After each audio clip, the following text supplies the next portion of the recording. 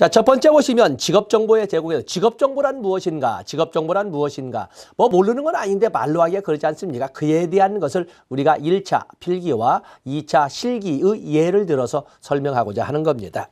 자, 먼저 정보가 나와 있습니다. 인포메이션이라고 우리가 영어 다 아시는 이 정보란 건 뭘까라고 저기 한번 읽어보겠습니다. 정보란 일정한 목적을 가지고 수집해 놓은 자료이다. 아무리 수집된 자료라 하더라도 일정한 목적이 없으면 그건 정보가 아니라 첩보 아니면 정보의 어떤 근원이나 정보, 원의 수준에 있는 것이 정보라고 부르지 않습니다. 일정한 목적을 가지고 수집해 놓은 자료. 그러면 이걸 가지고 우리가 직업정보 그러면 직업 관련 목적을 가지고 수집해 놓은 자료. 그렇죠. 직업 관련이라는 것은 직업 선택부터 시작해서 직업에 있어서 직업의 선택, 직업의 전환, 전직이라고 그러죠. 또 직업 세계에서 은퇴.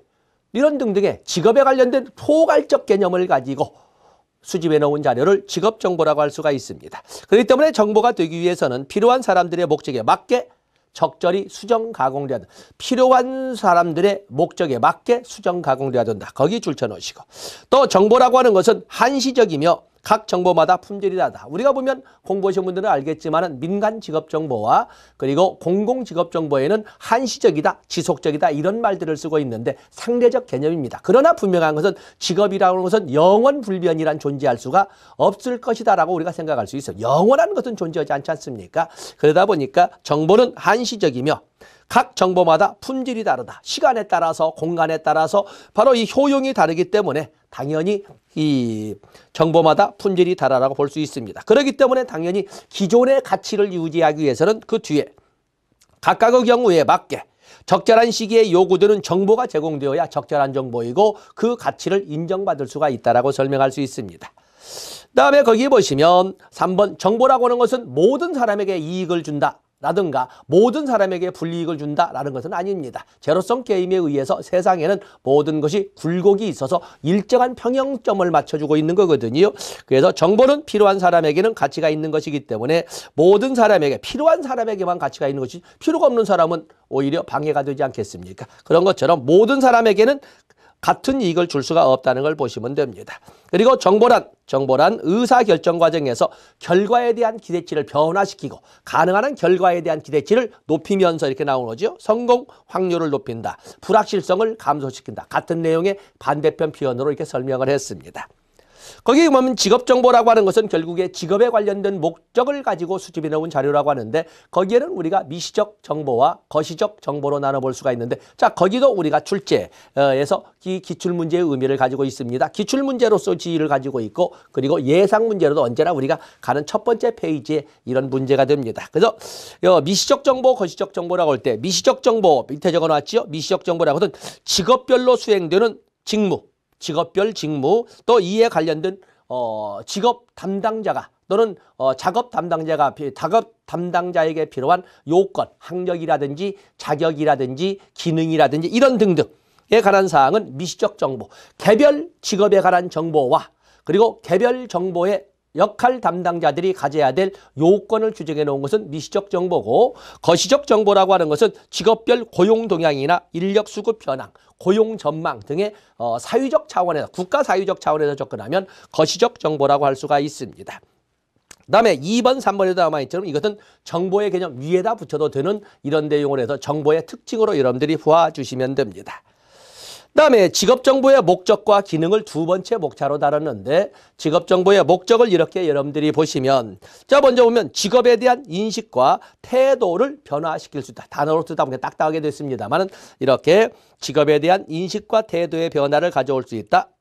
같은 직업 내 근로자의 생활 형태를 비교 분석할 수 있는 기준이나 자료가 된다. 또 업무의 과정과 부가적 환경, 부가적인 환경을 이해할 수 있도록 해준다.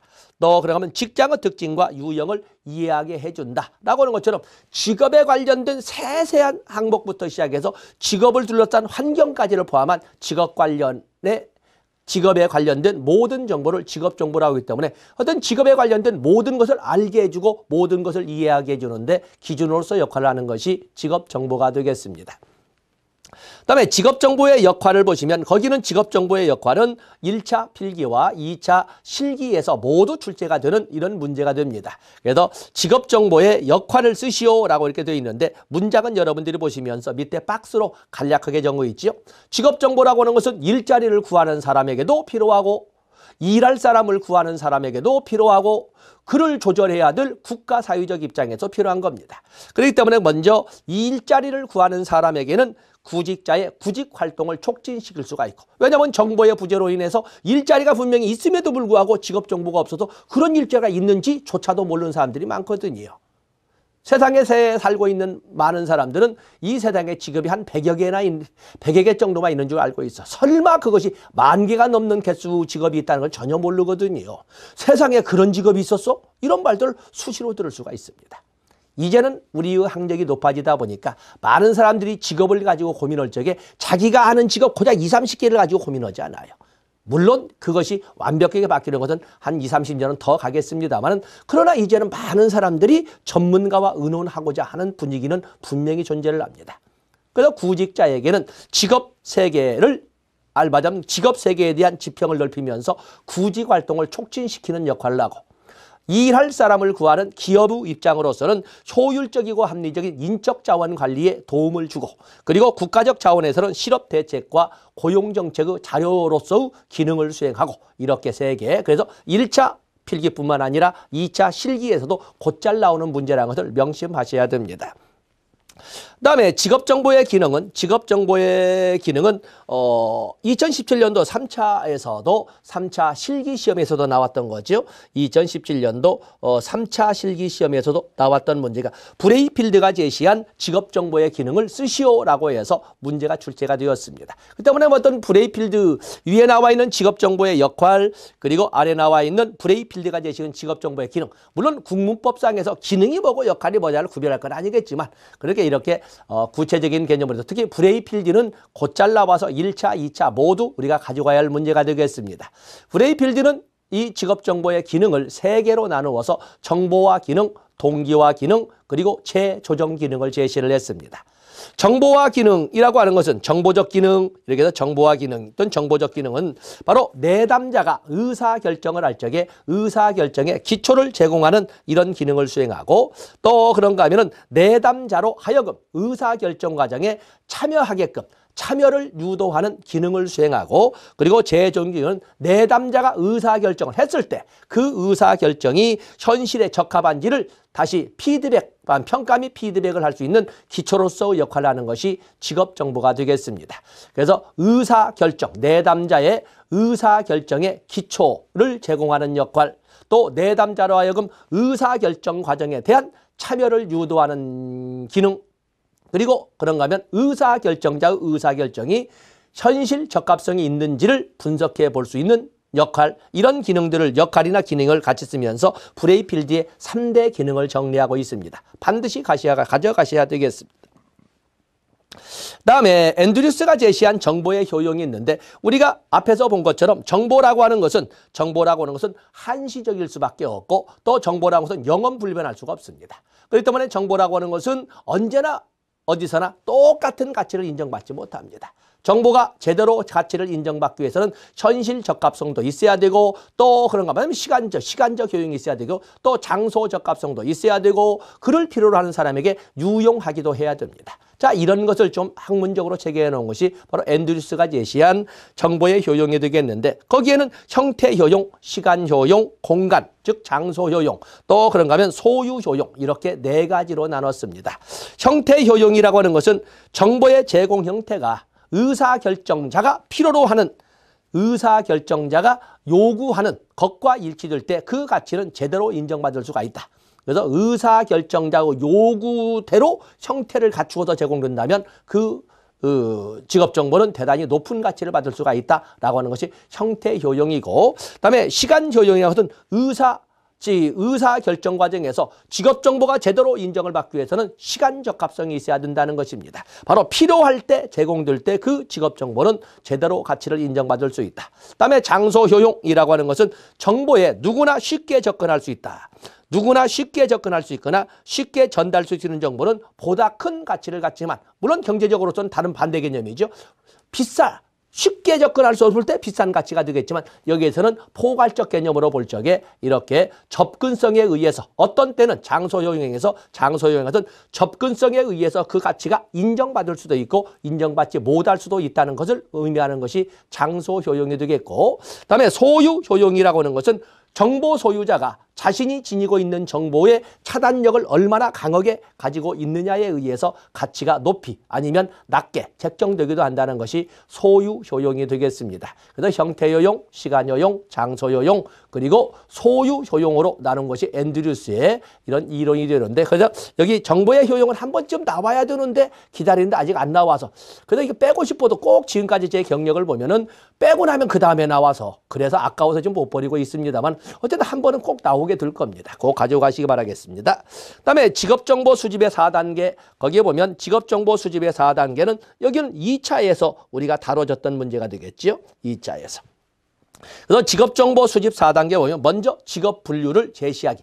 제시하기 빼고 직업 분류하기. 먼저 직업을 분류하고, 그래서 직업 분류 제시하기 그런데 직업 분류하기, 그리고 대안 만들기, 그리고 목록 만들기, 그리고 직업정보 수집하기. 그래서 이 4개의 차례 해서 직업 분류 제시하기, 대안 만들기, 맞으면 여러 개의 대안을 만들고 그중에 목록을 작성하고, 그리고 직업 분류에 대한 직업 정보를 분류된 직업에 대한 목록하에, 목록에 들어가 있는 직업에 대한 정보 수집하기 차례로 이렇게 되어 있습니다.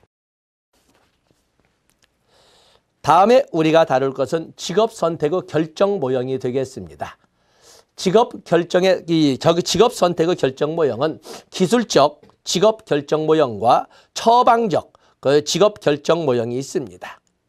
이게 보통 우리가 뒤에 말하고 있는 처방이라고 하는 것은 처치, 처방 또는 실험, 조작, 진단, 이런 용어는 전문가가 하는 겁니다. 내담자라든지 도움을 필요하는 사람들은 그의 의견을 수용할 수밖에 없게끔 또는 수용할 수밖에 없는 수준에 있는 바로 전문가들이 하는 말들을 처방, 처치, 실험, 조작, 이런 말로 쓰고 있는 것입니다.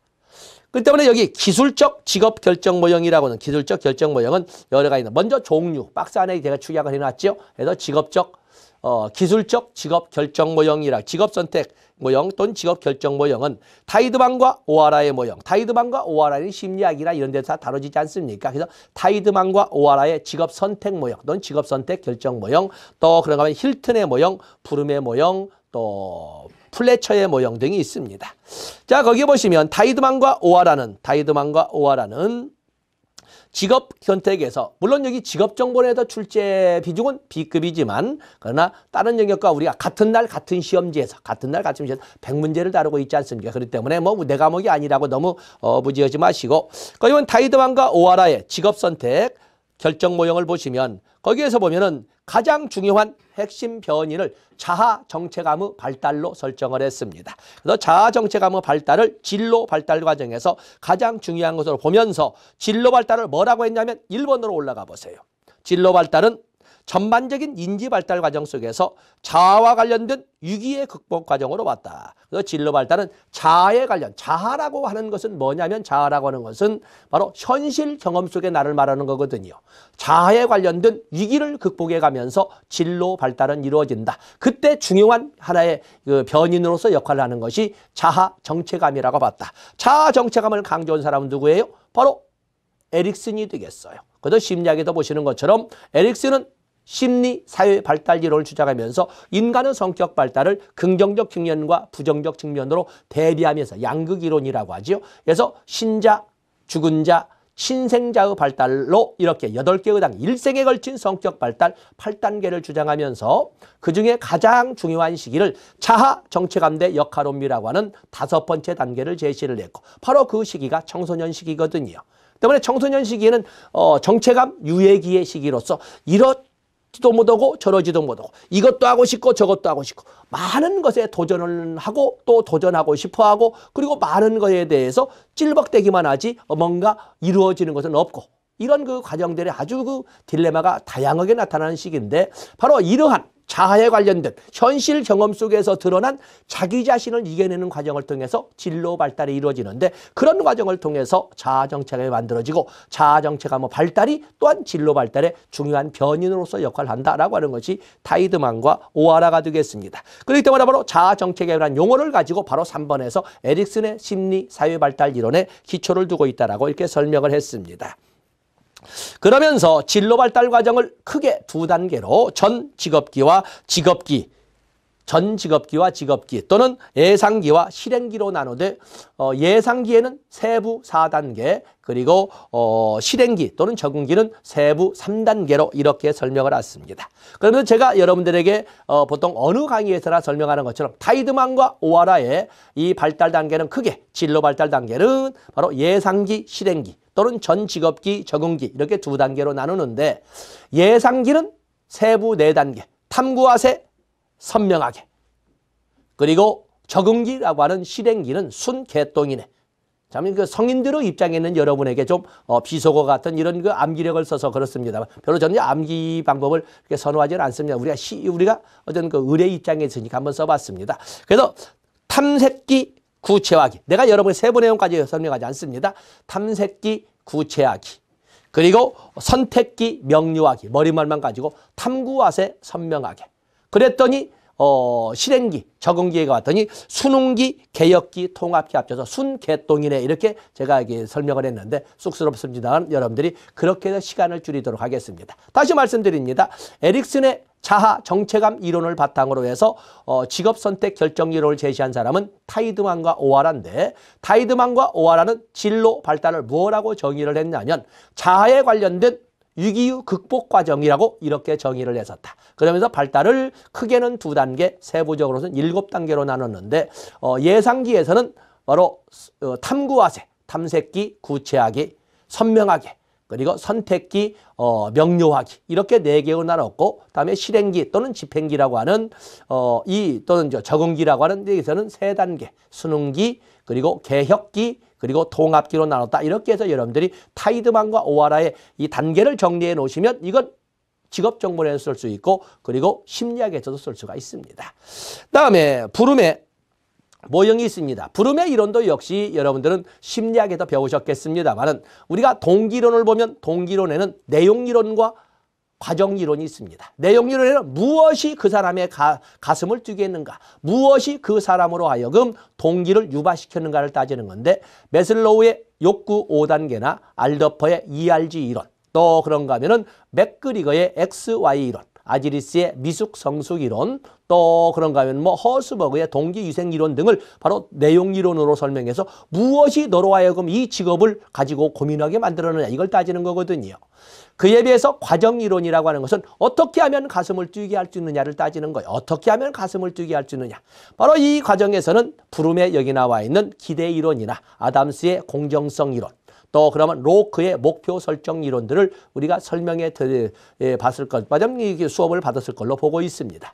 여기 브룸의 VI 이론, 또 그러면 기대 이론을 바탕으로 하는 브룸의 직업선택 결정 이론을 보면은 이건 직업 결정 요인을 아까 타이드만과 오하라는 자아 정체감, 자아를 중심으로 하는 스스로의 정체감을 가지고 변인으로 들은 데 비해서 브룸은 여기 있는 것처럼 균형, 기대, 힘 이렇게 3가지로 들었습니다. 그래서 1차 필기를 가지고 설명하면서 균형, 기대, 힘 암기해 주시되 균형이라고 하는 것은 직업에 대하여 얼마나 직업에 대해서 어느 정도를 만족 수준으로 설정하고 있느냐. 어느 수준을 만족 수준을 설정하고 있느냐. 그다음에 기대라고 하는 것은 자신이 선택한 직업의 실현 가능성은 어느 정도라고 보느냐. 실현 가능성의 개념을 기대라고 했고 그다음에 힘이라고 하는 것은 인간의 행동을 통제하는 인지 요인은 어느 정도이냐를 따진 것을 힘이라고 했습니다. 어쨌든 뒤에까지는 지금 수업을 만들 여러분들이 내면 들어오겠습니다만 그런 단기적으로 저게 균형, 기대, 힘 3대 변인을 가지고 직업 선택을 이렇게 설명하고자 했던 것은 브룸이다라고 이렇게 여러분들이 알아주시면 되겠습니다. 그러면서 리을번의 유인가 수단 기대 이론이라고 이렇게 쭉 설명을 했는데 그런 것처럼 많은 사람들은 열심히 노력하세요, 합격할 거예요 라고 하는 노력에 대한 성과를 가지고 이 자격을 주면 가슴이 뛸 것이다 라고 생각을 하는데 바로 그것을 거부했던 것이 부름이었어요. 그런 것은 직업에 대한 고민을 하기 전에라도 일반적인 내용이기 때문에 그걸 가지고 가슴은 뛰지 않는다. 진정 가슴을 뛰게 하는 것은 그 성과가 여러분에게 어떤 미래를 가져다 줄 거예요 라고 하는 보상기대를 불러일으켜야 된다. 실질적으로 가슴을 뛰게 하는 것은 나의 미래가 가슴을 뛰게 하는 것이지 열심히 하면 합격할 거예요 를 가지고 가슴이 뛰지는 않는다. 그래서 실질적인 가슴을 뛰게 하는 유인가는 보상 차원에 있는 것이고, 그리고 성과라고 하는 것은 하나의 수단에 불과한 것이고, 그리고 기대가 약해 성과 기대와 성과 기대에 의한 1차 산물인 성과, 합격, 그리고 그로 인해서 미래가 올 것이라고 느껴지는 2차 산물이 나올 것이라고는 2차 기대인 보상 기대가 같이 합쳐져야 가슴은 뛰게 된다라고 하는 것이 유인가, 수단, 기대의 결합 이론에서 VIE 이론이라고 이렇게 설명하고 있습니다. 다음에 힐튼의 직업선택 결정 모형 또는 힐튼의 직업선택 모형을 보시면, 자 여기에 보면은 인간이 복잡한 정보에 접근하게 되는 구조의 근거를 둔 이론이라고 했습니다. 그래서 여러 가지가 되는데, 자 거기 디귿번에 있는 힐튼이 제시한 직업결정 3단계, 직업결정 3단계를 가지고 여러분들이 접근해 주시면 됩니다. 그래서 힐튼의 직업선택 3단계는 전제 단계, 맞으면 직업선택 이전에 여러 가지 직업을 탐구하는, 맞으면 조사하는 단계를 전제 단계. 그다음에 두 번째 단계는 계획 단계. 계획 단계는 특정 직업에서 요구하는 행동을 또는 특정 직업을 수행하는 것을 상상하는 단계를 계획하는 단계. 그리고 나서 인지 부조화 단계. 자신이 가지고 있는 특성과 반대되는 직업을 갖게 됨으로써 생겨나는 행동을 시험해 보는 단계. 이렇게 해서 세 단계, 인지 부조화 단계. 그래서 우리가 일상적으로 설명하는 중간 과정이 많이 생략되다 보니까 딱딱하게 됐습니다만은 전제 단계, 직업을 탐구하는 단계. 다음에 계획 단계, 자기가 원하는 또는 자기의 적성에 맞는 직업을 수행하는 것을 뭐냐면 그 상상해 보거나 생각해 보는 단계. 생각에서 계획, 좀 더 구체적인 쪽으로 생각해 보는 단계. 그리고 인지부조화 단계, 자기의 적성과 맞지 않는 직업을 선택해 줄 때 나타날 어떤 문제점 등을 뭐냐면 고려해 보는 단계, 인지부조화 단계. 이렇게 세 단계로 나눴다. 힐튼의 3단계, 앞에 부름이 제시했던 균형, 기대, 힘 3요소도 중요하지만 여기 힐튼의 직업결정 3단계에서 전제 단계, 계획 단계, 인지 부조화 단계도 가지고 가셔야 되겠습니다. 그 외에도 개념학습에 근거한 플래처의 직업선택 결정 모형, 그렇기 때문에 타이드만과 오하라의 모형이나 또는 부름의 모형이나 힐튼의 모형이나 플래처의 모형은 똑같이 기술적 직업결정 모형 또는 직업적 직업선택 결정 모형이고, 그에 비해서 지금부터 다루는 것은 처방적 직업선택 모형이 되겠어요. 처방은 전문가의 사실은 지시에 의해서 이루어진다라고 이렇게 설명할 수가 있겠는데, 거기에는 카치의 모형, 겔라타의 모형, 또 쥐토우스키와 칼도와 쥐토우스키의 이런 모형, 이런 세 개의 모형은 대표적으로 처방적 모형이라고 합니다.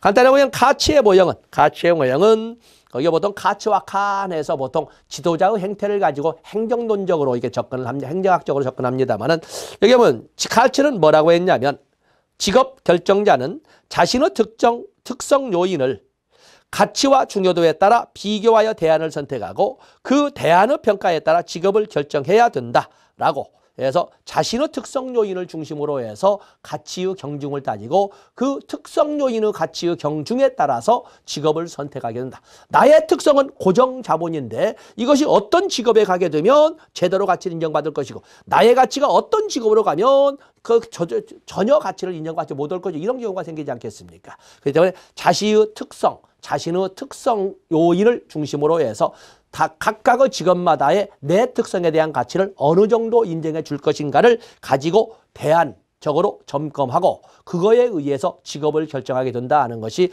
바로 여기 나오는 카치의 모형. 근데 이 특성을 분석하는 것은 스스로는 등잔빛이기 때문에 모르잖아요. 그렇기 때문에 전문가가 각각의 내담자의 특성을 파악하고 그 특성이 제대로 가치를 인정받을 수 있는 직업을 선택하게 줄 것이다 하는 것이 카치의 모형입니다. 그다음에 갤라티의 모형이 나와 있는데 갤라티의 모형은 직업 선택의 결과보다는 과정에 초점을 둔 것이다. 과정에 초점을 둔 모형으로 직업 정보를 세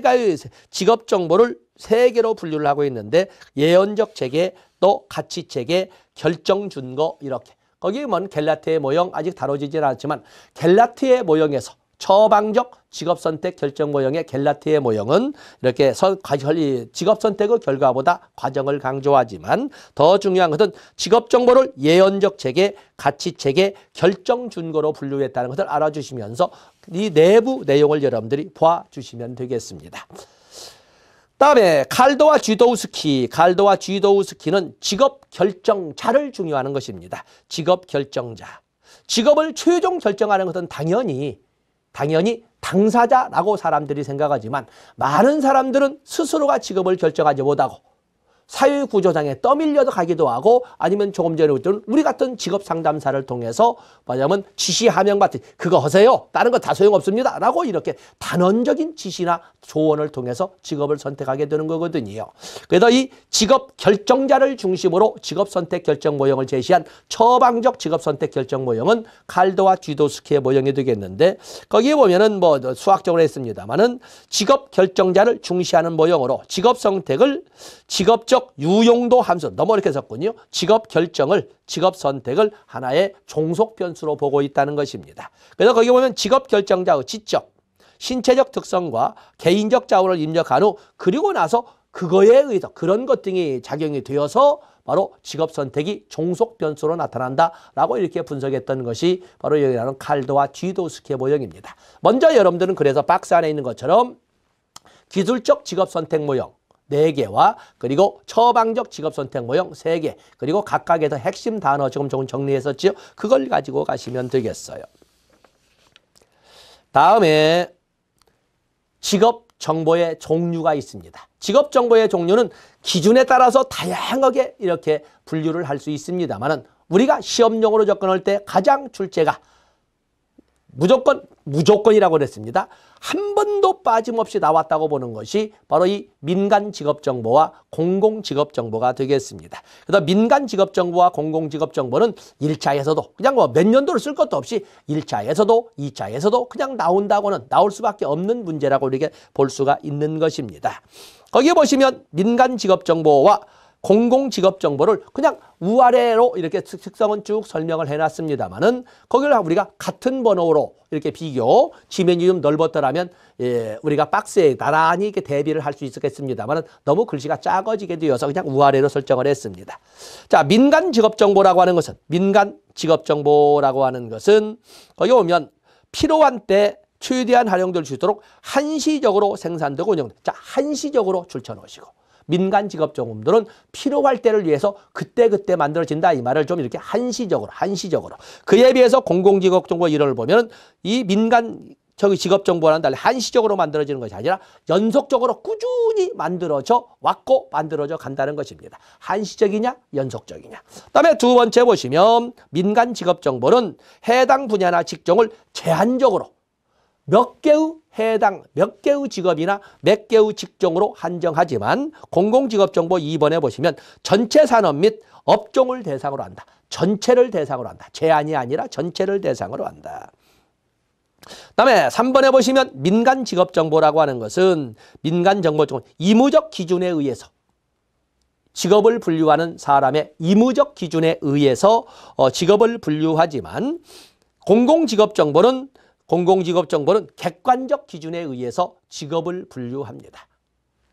그다음에 4번에 보시면 민간직업정보라고 하는 것은 단시간 조사를 통해서 1번과 연결시킨다면 단시간 조사를 통해서 필요한 때 필요한 정보를 알아보는 거거든요. 한시적으로. 단시간 조사를 통해서 정보를 수집하고 구성하게 되는데 공공직업정보는 특정 시기에 국한하지 않고 지속적으로 조사해왔고 앞으로도 지속적으로 조사해 갑니다. 그래서 1번과 4번을 같이 연결시켜 볼 수 있는 거지요.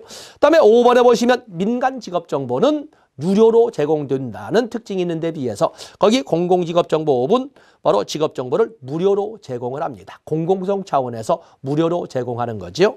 그래서 6번에 보시면 또 그런가 하면 민간직업정보는 필요한 해당 업종이나 해당 직종에 관한 정보만 되기 때문에 다른 직종과의 관련성이 거의 없어서 바로 다른 직업정보와 비교가 곤란하지만 그에 비해서 공공직업정보라고 하는 것은 다른 직업과의 관련성이 많은 정보로 관련 직업 간 정보 비교가 용이하다라고 설명을 해서 나란히 비교를 했습니다.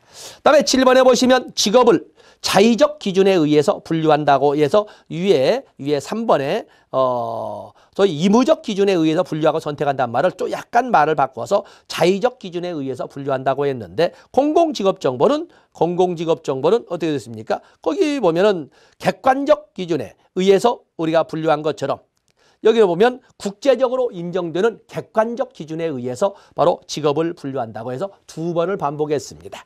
그다음에 8번에 보시면 정보를 의무적 기준의 평가도 의무적 기준에 의해서 자의적 기준에 의해서 분류하고 자의적 기준에 의해서 평가하는 것처럼 의무적 기준에 의해서 분류하고 의무적 기준에 의해서 평가하는 민간 직업정보와는 달리 공공직업정보는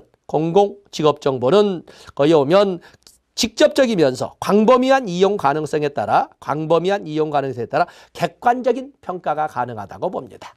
그리고 9번째, 10번째에 보면은 민간 직업 정보의 단점으로 지속성이 없고 활용성이 낮다. 또 정보의 효과는 크지만 파급 효과는 미흡하다. 이런 단점을 썼고 그에 비해서 공공직업 보면은 좀 더 장점으로 보편적 항목으로 어느 산업이나 어느 직종에나 보편적으로 적용될 수 있는 보편적 항목으로 된 기초적인 직업 정보를 제공한다는 장점. 또 정부나 비영리 부문에서 공익을 목적으로 제공된다는 장점. 그래서 민간 직업 정보에서는 제가 단점을 2개를 9번, 10번을 썼고 공공직업 정보에 대해서는 장점을 가지고 2개를 써서 이렇게 비교를 했습니다. 그래서 위아래로 내용은 서술했지만 모두 양자를 번호대로 우리가 비교할 수 있도록 조정을 했기 때문에 여러분들이 볼 적에 공부하실 적에 그냥 위에 보고 아래 보지 마시고 1번과 1번, 2번과 2번, 3번과 3번 이렇게 해서 대비하면서 공부하시면 밑에 있는 박스를 이해하는 데 좀 더 도움을, 좀 더 시간을 줄일 수 있다고 보겠습니다. 자, 이렇게 해서 이번 시간에는 여기까지 하고 다음 시간에 직업정보 제공 자료로 언제나 나오는 한국 직업사전에 대해서 살펴보도록 하겠습니다. 고맙습니다.